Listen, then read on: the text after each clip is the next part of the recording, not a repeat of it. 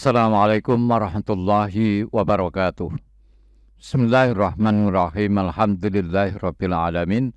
Wassalatu wassalamu ala asyrafil anbiya wal mursalin sayyidina maulana Muhammad wa ala alihi wa sahbihi ajmain. Amma ba'du. Selamat bertemu kembali dengan saya Muhammad Tajib di channel Kampung Ilmu. Channelnya orang-orang yang tetap istiqomah mencari ilmu. Pada kesempatan ini saya akan membahas al-kadzbatul baydha, kebohongan putih atau white lie. Ada ungkapan yang mengatakan fal kadzibul abyad khairun minas sidqil mufsid. Kebohongan putih itu lebih baik daripada kejujuran yang merusak. Kebohongan putih itu lebih baik daripada kejujuran yang merusak. Al-kadhibu adatun sayyi'atun tufqidul insan misdaqiyatahu amamal akharin. Kebohongan putih. Bohong artinya menyembunyikan kebenaran, atau memutarbalikkan seluruh kebenaran, atau memutarbalikkan sebagian kebenaran. Berbohong adalah kebiasaan buruk yang membuat seseorang kehilangan kredibilitasnya, kepercayaannya di hadapan orang lain. Semua agama ilahi telah memperingatkannya dan menghimbau agar manusia menghindarinya dan membuangnya, maksudnya meninggalkan kebohongan. Kamu mungkin pernah mendengar tentang apa yang disebut kebohongan putih atau white lie. Kebohongan putih itu merupakan istilah sehari-hari yang diberikan untuk suatu jenis kebohongan tertentu. Seperti kebohongan kecil yang tidak dimaksudkan untuk merugikan orang lain, melainkan untuk menghindari sebab akibat yang tidak diinginkan atau untuk tujuan baik-baik. Tapi yang namanya kebohongan tetaplah kebohongan, walaupun itu namanya kebohongan putih. Adapun standar yang digunakan oleh orang untuk melihat dan menilai sebuah kebohongan putih berbeda-beda antara satu orang dengan orang lain. Ini lantaran cakupannya kebohongan putih sangat luas, sampai sulit kita membedakan kebohongan putih dengan kebohongan lainnya. Oleh karena itu, kami akan membahas kebohongan putih dalam video ini. Mata yumkinu kastihdamul kadzbah al-baydha. Kapan Anda boleh menggunakan atau boleh melakukan kebohongan putih? Ada beberapa situasi di mana berbohong diperbolehkan ketika berhadapan dengan orang lain. Namun kita perlu hati-hati dalam masalah ini. Yang jelas, sebelum kamu melakukan kebohongan putih, jauhkan kebohongan putih yang Anda lakukan dari niat jelek. Dan akuilah itu sebagai sebuah kebohongan, agar kebohongan itu tidak menjadi kebiasaan Anda, agar kebohongan itu tidak menjadi kebiasaan kamu. Kasus-kasus di mana berbohong putih diperbolehkan, antara lain dalam kondisi untuk al-islah bainan nas, bertujuan untuk rekonsiliasi atau mendamaikan antar manusia, seperti kondisi tegang antara dua negara yang hampir saja perang, atau penduduk dua kota yang akan saling menyerang, atau suami istri yang selangkah lagi akan bercerai, atau bahkan dua tentara yang akan bertengkar. Kemudian ada mediator eksternal atau wasit khariji turun tangan untuk mendamaikan mereka dan mengembalikan keadaan ke keadaan semula dengan menggunakan kebohongan putih. Tentu dengan beberapa ungkapan yang bagus-bagus yang menegaskan rasa hormat kedua belah pihak satu sama lain dan keinginan mereka untuk memulihkan hubungan. Dan tujuan berbohong dalam hal ini adalah untuk membangun perdamaian antar manusia. Seperti A dan B bersitegang, lalu C sebagai mediator eksternal, lalu C sebagai mediator memberi informasi positif, tapi ini tidak benar atau bohong putih kepada A, bahwa B sering memuji-muji kebaikan A, B berniat menjalin hubungan baik dengan A. Begitu juga sebaliknya C mengatakan kepada B bahwa A sering menyatakan kepadanya ingin menjalin hubungan baik dengan B. Padahal itu hanya karangan C selaku mediator. Mendengar informasi positif ini, A pun sikapnya melunak. Yang diikuti B juga melunak. Lalu keduanya damai. Inilah bohong putih. Bohong putih juga dibolehkan dalam kondisi perang. Karena perang adalah situasi yang tidak wajar dan luar biasa, maka aturannya pun berbeda dari kondisi normal sebelumnya.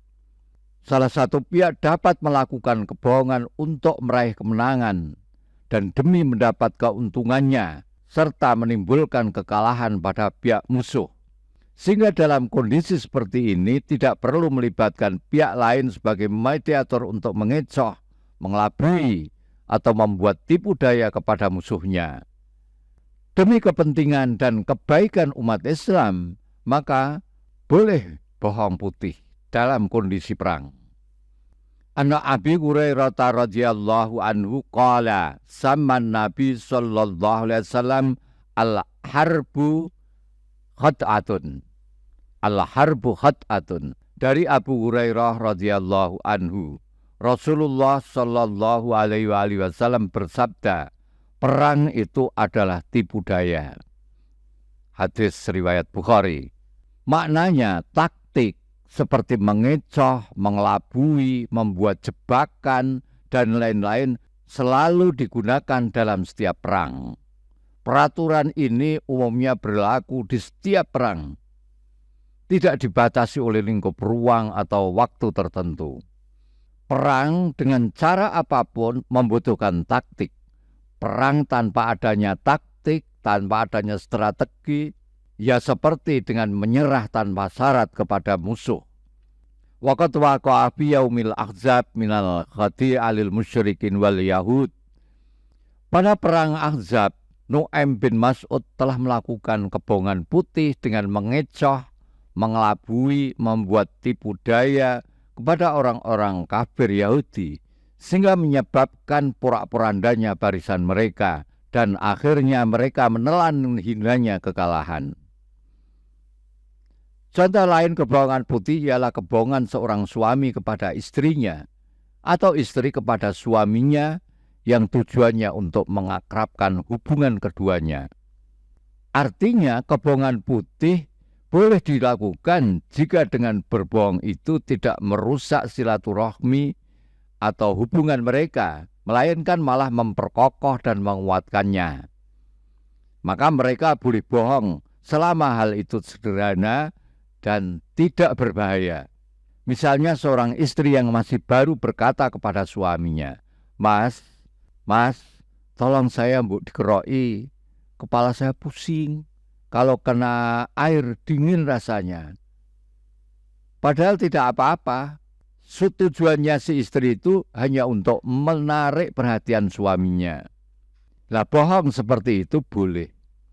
Atau mengucapkan kata-kata sederhana yang menyenangkan hati pasangannya tanpa merugikan salah satu dari keduanya. Padahal itu hanya membual.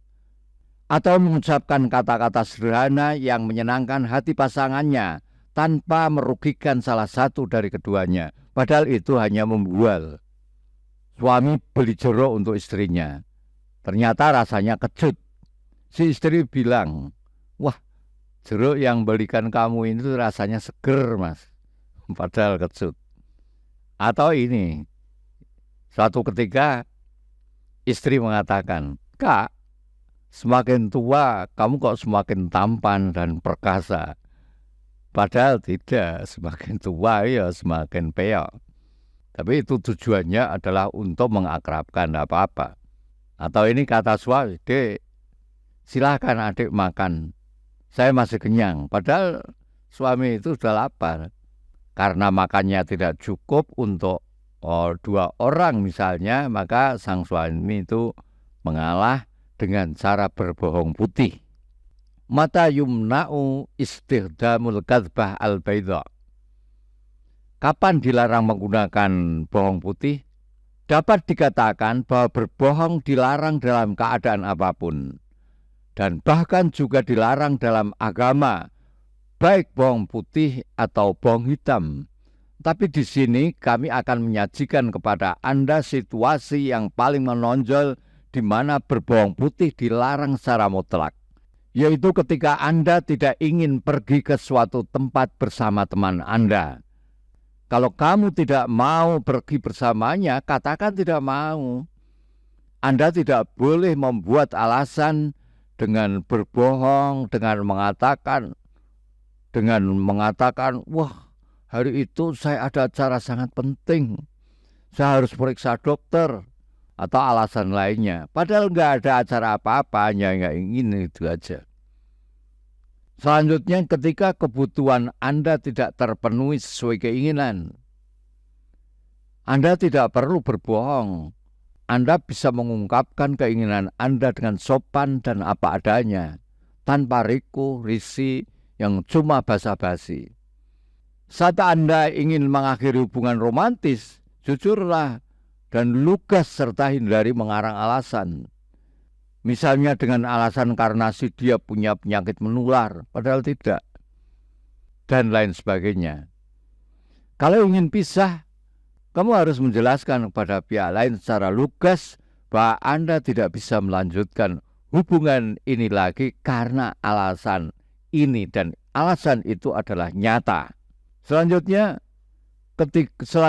ketika seorang ingin mendengar pernyataan tertentu dari Anda, sampaikan saja pernyataanmu, tidak perlu berbohong. Kamu tidak berkewajiban untuk memberikan pernyataan kepada mereka dengan apa yang mereka inginkan demi memuaskan egonya.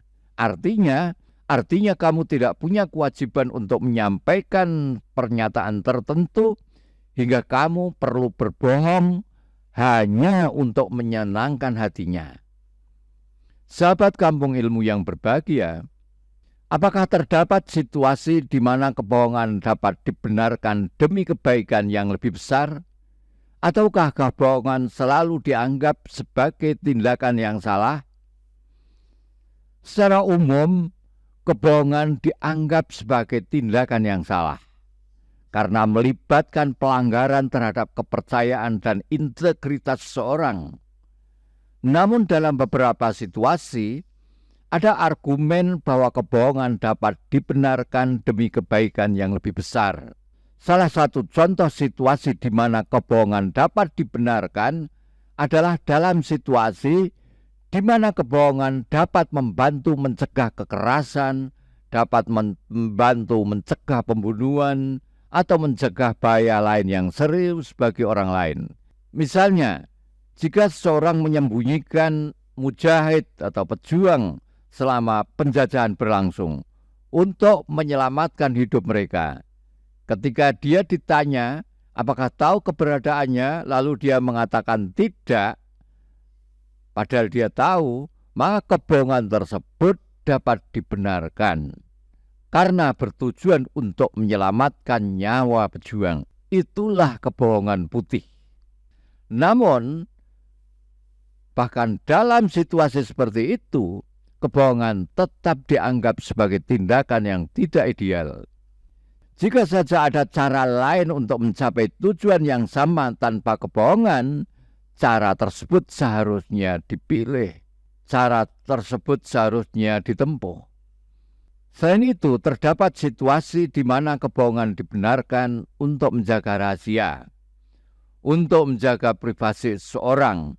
Misalnya, seorang teman yang tidak ingin menghadiri pesta ulang tahun seorang karena memiliki rencana yang lebih penting, atau karena dia tidak ingin menghadiri kemungkaran dalam pesta.